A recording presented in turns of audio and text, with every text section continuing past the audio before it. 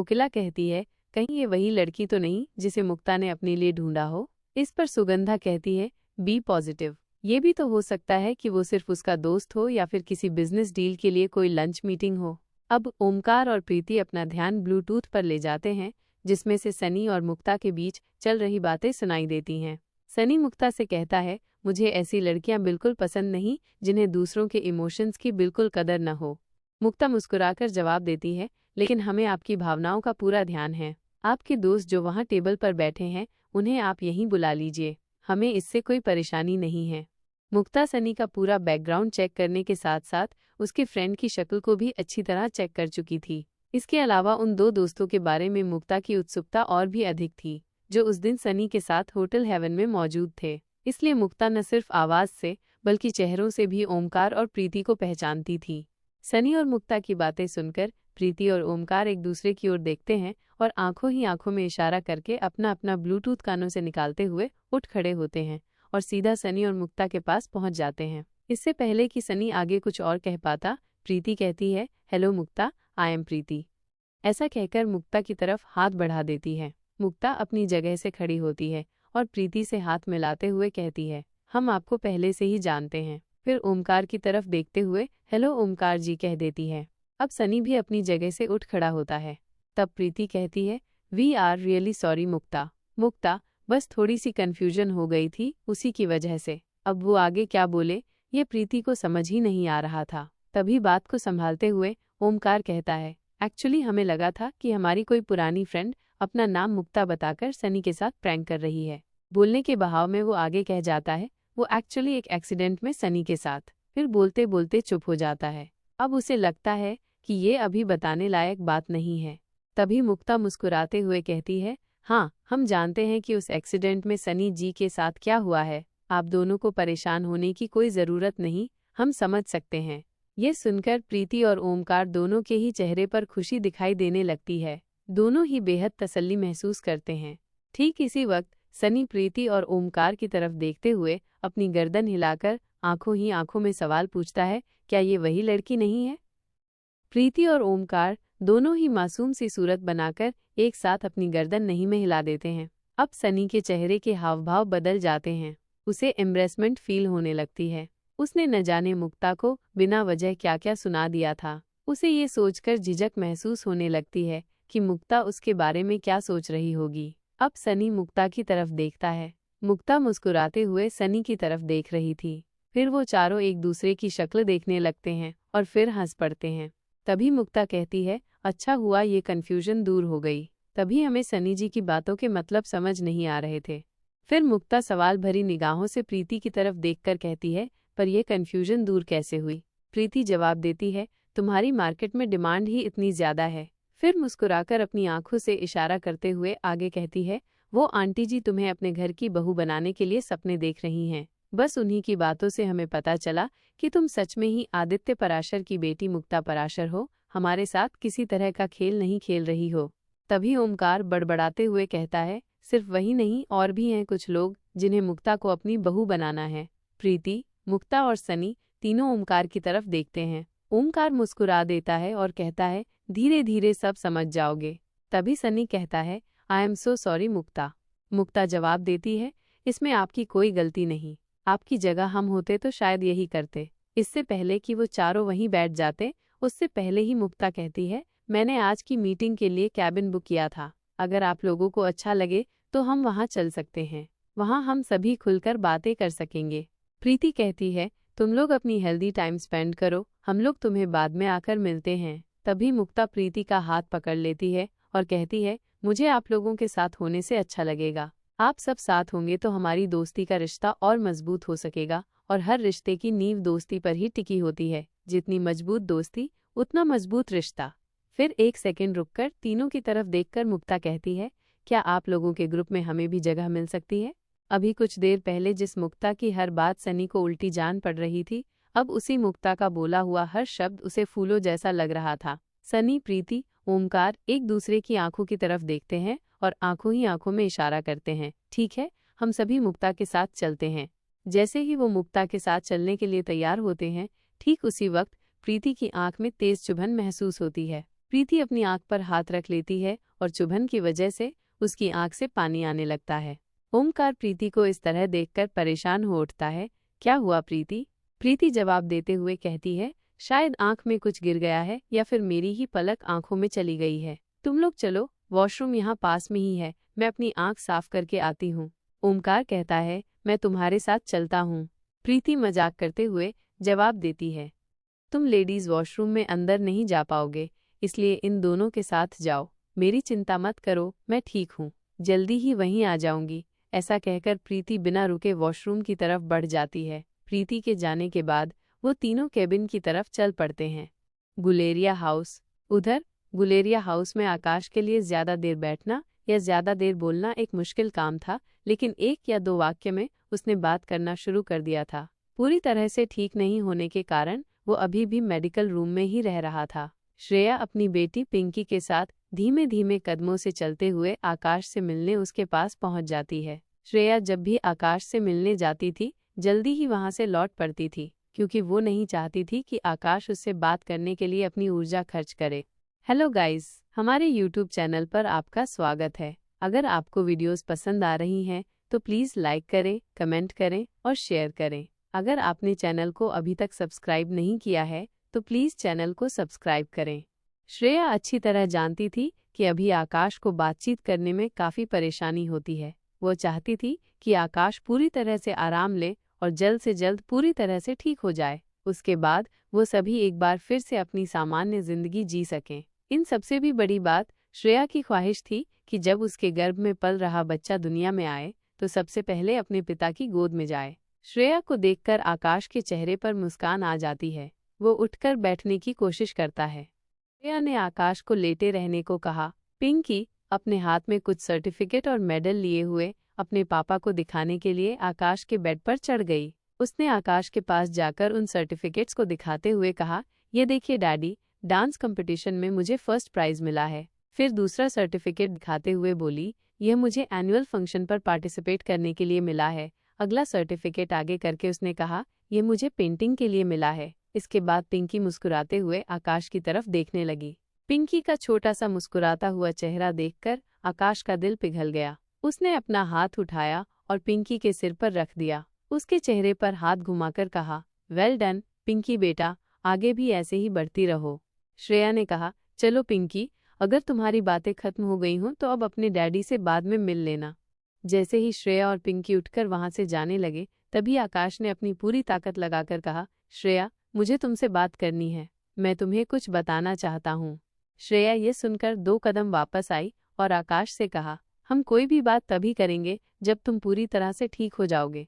फिर एक पल रुककर उसे समझाते हुए बोली, मैं ठीक हूँ, तुम्हारे दोनों बच्चे भी एकदम ठीक हैं और तुम भी ठीक हो रहे हो। इसके अलावा कोई भी बात महत्वपूर्ण नहीं है जिसे अभी किया जाए।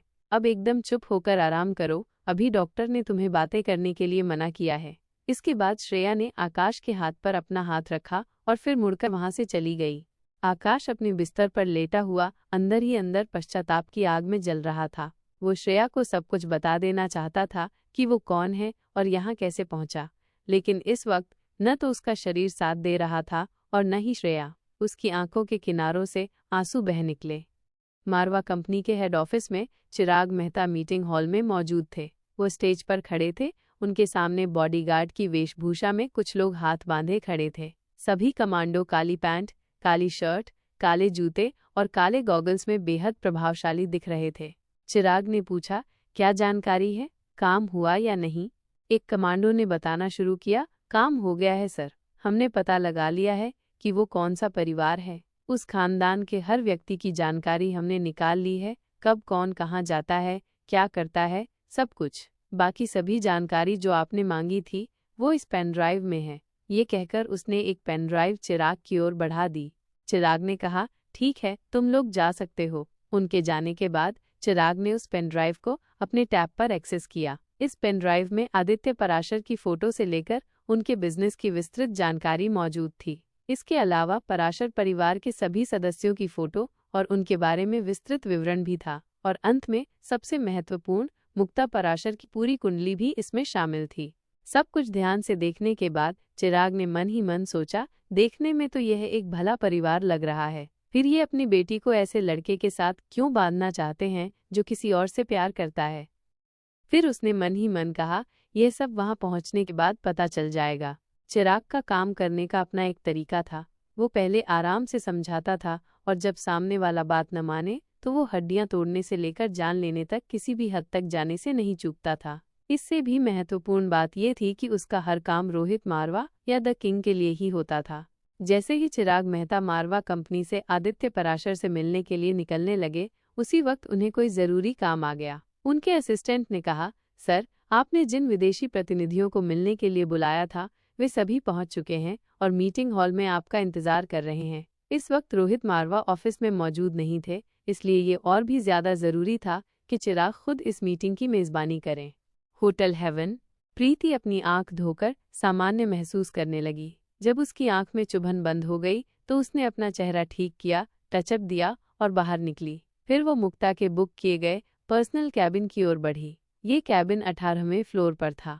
होटल हेवन में जैसे जैसे ऊंचाई पर बढ़ते जाओ वैसे वैसे या तो बड़े बड़े हॉल थे या फिर पर्सनल कैबिन, जिसकी वजह से वहां भीड़ भाड़ न के बराबर होती थी। प्रीति लिफ्ट के अंदर गई और जैसे ही 18वें फ्लोर पर जाने के लिए बटन दबाया तभी लगभग 7-8 आदमी उसके साथ लिफ्ट में अंदर आ गए। उन सभी ने लगभग एक जैसे कपड़े पहने हुए थे। ऐसा लग रहा था जैसे किसी पार्टी या मीटिंग में ड्रेस कोड रखा गया हो। जैसे ही लिफ्ट चलना शुरू हुई, एक आदमी ने प्रीति के पीछे पिस्तौल लगा दी और कहा, जरा भी होशियारी दिखाई तो सारी गोलियां यहीं तुम्हारे अंदर उतार दूंगा। प्रीति कुछ नहीं बोली और चुपचाप खड़ी रही। इस वक्त लिफ्ट के अंदर हाथ पैर चलाने की भी जगह नहीं थी, इसलिए वो लिफ्ट के खुलने का इंतजार करने लगी। जैसे ही दरवाजा खुला, उस आदमी ने पिस्तौल के हल्के धक्के से प्रीति को आगे बढ़ने का इशारा किया। वे सभी भी उसके साथ साथ बाहर आ गए। जैसे ही प्रीति की नज़र सामने पड़ी तो सामने भी कुछ इसी तरह के लोग नजर आए जिन्होंने लगभग एक जैसे कपड़े पहने थे, पर उनके कपड़े प्रीति के पीछे खड़े हुए आदमियों के कपड़ों से अलग थे। वे सभी दौड़ते हुए एक साथ प्रीति पर टूट पड़े। इससे पहले कि प्रीति कुछ समझ पाती, प्रीति के पीछे खड़े सारे आदमी उन सामने से दौड़कर आते हुए आदमियों से भिड़ गए। जिस आदमी ने प्रीति के पीछे पिस्तौल लगाई थी वह अभी भी ज्यों का त्यों खड़ा था। जब प्रीति ने देखा कि बाकी सभी लोग लड़ने में व्यस्त हैं, तब उसने एक तेज दांव खेला और उस आदमी के हाथ से पिस्तौल अपने हाथ में ले ली। अपने पैरों से उसके पैरों पर वार करते हुए उसे जमीन पर गिरा दिया। उसके बाद अपने दाएं हाथ से उसका बायां हाथ पकड़कर उस आदमी को उल्टा कर दिया और उसी हाथ को पीछे की तरफ कसकर मोड़कर उसकी रीढ़ की हड्डी पर अपना घुटना रख दिया। फिर पिस्तौल उसके सिर पर लगाकर पूछा, किसने भेजा है तुम्हें? जब वो आदमी कुछ नहीं बोला तो उसका हाथ और भी कसकर मोड़ते हुए चिल्लाकर पूछा, बोलते हो या इसकी सारी गोलियां तुम्हारे सिर में उतार दूं? वो आदमी बोला, बताता हूँ, गोली मत चलाना। हमें शकुंतला देवी और श्रवण गुलेरिया ने तुम्हें डराने के लिए भेजा था और कहा था कि अगर तुम प्यार से न मानो तो तुम्हें जान से मार दिया जाए। प्रीति अपने घुटने से और भी ज्यादा दबाव बनाते हुए पूछती है, पूरी बात बताओ, उन्हें मुझसे क्या दुश्मनी है और उन्हें मुझसे कौन सी बात मनवानी है? अब वह दर्द से छटपटाते हुए बोला, उनका बेटा ओमकार, वे चाहते हैं कि तुम उसकी जिंदगी से दूर चली जाओ। प्रीति उस आदमी को छोड़कर खड़ी हो जाती है और अपने पैर से जोर से वार करते हुए उसे दूर फेंक देती है। जैसे ही प्रीति वहां से जाने लगती है तभी लड़ते हुए आदमियों में से एक चिल्लाता है, अरे उसे पकड़ो कोई, देखो वो भाग रही है। इतनी देर में प्रीति उन सभी की आंखों के सामने से छूमंतर हो जाती है। उस आदमी की बात सुनते ही आपस में लड़ रहे सभी आदमी लड़ना बंद कर देते हैं। दूसरी टीम का आदमी कहता है, मतलब तुम उसे बचा नहीं रहे थे? पहली टीम का आदमी जवाब देता है, हम तो उसे पकड़ने आए थे। अब एक तीसरा व्यक्ति बोलता है, इस लड़की ने कितने दुश्मन बनाए हैं कि दुश्मन ही आपस में लड़ मरे और वो बचकर भाग गई। बात बिल्कुल सही थी। अनिका के सभी कामों का श्रेय प्रीति के सिर पड़ा था, तो मुसीबतें भी तो उसी के सिर पर आनी थीं। प्रीति दौड़ते हुए दुश्मनों की आंखों के सामने से गायब हो जाती है। फिर ओमकार सनी के पास मुक्ता के कैबिन में पहुंच जाती है। वहां पहुंचकर कैबिन का दरवाजा अंदर से लॉक कर देती है। बिना इधर उधर देखे वो जाकर उन चारों के पास बैठ जाती है। ओमकार पूछता है, क्या हुआ, तुम इतनी घबराई हुई क्यों हो? प्रीति जवाब देती है, हम लोगों का ज्यादा देर तक यहाँ रुकना सेफ नहीं, हम सभी को यहाँ से निकलना होगा। सनी कहता है, क्या मतलब? प्रीति जवाब देती है, वो मैं मारवा हाउस पहुँचने के बाद बताऊंगी। ठीक इसी वक्त उसे कोने से एक आवाज सुनाई देती है। यह आवाज विराट चाचा की थी। उन्होंने कहा, बच्चों बेफिक्र होकर एंजॉय करो। मेरे होते हुए यहाँ परिंदा भी पर नहीं मार सकता। ऐसा कहकर वो कैबिन से बाहर निकल जाता है और दरवाजे को बाहर से बंद कर देता है। प्रीति हैरानी से उनकी तरफ देखती है और सिर्फ देखती ही रह जाती है। मुक्ता उसके चेहरे की हैरानी देखकर जवाब देती है, ये विराट चाचा हैं, हमारे सिक्योरिटी गार्ड। ये अकेले ही 10-15 पर भारी हैं। ये सुनते ही प्रीति को ख्याल आता है कि सिक्योरिटी गार्ड तो उनके साथ भी हैं। इससे पहले कि प्रीति उन्हें फ़ोन करती, वो सब भी इस कैबिन के बाहर आ पहुंचते हैं। प्रीति के फ़ोन पर सिक्योरिटी गार्ड की कॉल आती है। प्रीति फ़ोन उठाती है तो वह कहता है, मैडम, आप सभी को चिंता करने की ज़रूरत नहीं है। हम सभी आपके कैबिन के बाहर ही मौजूद हैं। वो योगराज के भेजे हुए आदमी थे। प्रीति ठीक है कहकर फ़ोन रख देती है। उनमें से हेड सिक्योरिटी गार्ड विराट को अपना इंट्रोडक्शन देते हुए कहता है, हम मारवा परिवार के सिक्योरिटी गार्ड्स हैं। विराट बदले में अपनी गर्दन हिला देता है। उसके बाद वो सभी विराट के साथ बाहर ही खड़े हो जाते हैं। मारवा और गुलेरिया परिवार के सिक्योरिटी गार्ड हर वक्त उन चारों के आसपास ही थे। इससे पहले कि वह प्रीति की मदद के लिए आगे आते, उन गुंडों ने आपस में लड़ना शुरू कर दिया। योगराज और शकुंतला के भेजे हुए आदमियों के आपस में लड़ना शुरू करने के बाद दोनों परिवार के सिक्योरिटी गार्ड ने आमने सामने आना जरूरी नहीं समझा। सिक्योरिटी गार्ड के कैबिन के बाहर आ जाने की वजह से प्रीति लंबी राहत की सांस लेती है। 8-10 लोगों से निपटना प्रीति के लिए कोई बड़ी बात नहीं थी और ना ही वहां से बच निकलना कोई मुश्किल काम था। लेकिन अभी वो अकेली नहीं थी। उसके साथ सनी और ओमकार के साथ साथ मुक्ता भी थी, जिनकी सुरक्षा थी आवश्यक थी। इसके अलावा अनिका ने सख्त निर्देश दिए थे, जब तक जरूरी न हो, लोगों को ये पता न चल पाए कि तुम लड़ सकती हो। अनिका ने प्रीति को यह निर्देश इसलिए दिए थे क्योंकि अगर दुश्मन को प्रीति की ताकत का पता होगा तो वो उससे ज्यादा ताकत के साथ हमला करेगा और अचानक हुए उस हमले में प्रीति अपना बचाव नहीं कर पाएगी। अनिका किसी भी तरह प्रीति की जान को खतरे में नहीं डालना चाहती थी। वो अच्छी तरह जानती थी कि दुश्मन की ताकत के आगे प्रीति कुछ भी नहीं है। Meeting palace, greater Noida. Preeti पर हुए हमले की खबर अब तक अनिका और रोहित के पास भी पहुंच चुकी थी। जैसे ही अनिका मैसेज देखती है, वो अपनी जगह से उठ खड़ी होती है और मुट्ठियां भींच लेती है। उसका चेहरा गुस्से से तमतमाने लगता है, चेहरे का रंग सुर्ख हो जाता है। जैसे ही वह आगे बढ़ने के लिए कदम उठाती है, तभी रोहित उसका हाथ पकड़ लेता है और बड़े ही प्यार से कहता है, शांत हो जाओ अनिका। प्रीति बिल्कुल ठीक है, थोड़ा ठंडे दिमाग से काम लो। इस वक्त हम उनसे काफी दूर हैं। कुछ पलों तक अनिका इसी तरह खड़ी रहती है और उसके बाद वापस अपनी जगह पर बैठ जाती है। तब रोहित कहता है, प्रीति उनके किसी काम की नहीं, फिर भी इस तरह का हमला इसलिए किया गया है ताकि तुम अपना आपा खो बैठो। पहले श्रेया और अब प्रीति और आगे भी इसी तरह हमारे अपनों पर वार किए जाएंगे, लेकिन इस तरह गुस्से से तुम अपना खुद का बनाया हुआ खेल नहीं बिगाड़ सकती। ये कहकर रोहित अनिका की तरफ पानी बढ़ा देता है। अनिका एक घूंट में सारा पानी पी जाती है। उसके बाद अपने दोनों हाथों को अपने चेहरे पर रख लेती है और सिर को पीछे करके चेहरे को आसमान की तरफ उठा देती है। जब अनिका थोड़ी शांत हो जाती है, तब रोहित कहता है, तुम परेशान मत हो, वहाँ मारवा परिवार और गुलेरिया परिवार दोनों की सिक्योरिटी मौजूद है। मारवा परिवार की सिक्योरिटी दिखाई देती है और गुलेरिया परिवार की सिक्योरिटी छिपी रहकर सुरक्षा देती है। तुम्हें चिंता करने की बिल्कुल भी कोई ज़रूरत नहीं, लेकिन फिर भी तुम्हारे मन में किसी तरह का संदेह है तो मैं चिराग को फ़ोन कर देता हूँ। अनिका रोहित के हाथ पर अपना हाथ रख देती है और कहती है, नहीं, इसकी कोई ज़रूरत नहीं। अब्दुल्ला अपने काम को अच्छी तरह से करना जानता है, अब तक उसे भी खबर मिल चुकी होगी। अनिका की बात पर रोहित बदले में मुस्कुराकर सिर्फ अपनी गर्दन हिला देता है। मुझे अभी जानना है कि वे लोग कौन हैं जिन्होंने प्रीति पर हमला किया है। जो हम सोच रहे हैं वही है या फिर कोई और है। अनिका अपनी जगह से उठकर एक ओर चली जाती है और प्रीति के फ़ोन पर कॉल करती है। तुम लोग ठीक हो? प्रीति जवाब देती है, हाँ अनिका दी, हम चारों ठीक हैं। अनिका हैरानी से पूछती है, चारों? अब प्रीति बात को संभालते हुए कहती है, मैं, ओमकार, सनी और हमारी एक और फ्रेंड भी हमारे साथ है। अनिका समझ जाती है कि कुछ तो ऐसा चल रहा है जो उसे नहीं पता। अनिका कहती है, ठीक है, अपना ध्यान रखना। मल्होत्रा हाउस। अंजलि श्वेता से कहती है, इस तरह घर में छिपकर बैठने से क्या होगा? इससे तुम्हारी प्रॉब्लम का सलूशन तो नहीं मिल जाएगा। तुम लक्ष्य को फ़ोन नहीं उठा रही हो, उसके मैसेज का रिप्लाई नहीं कर रही हो। अगर वो तुम्हें ढूंढते हुए यहाँ पर आ गया तब क्या करोगी?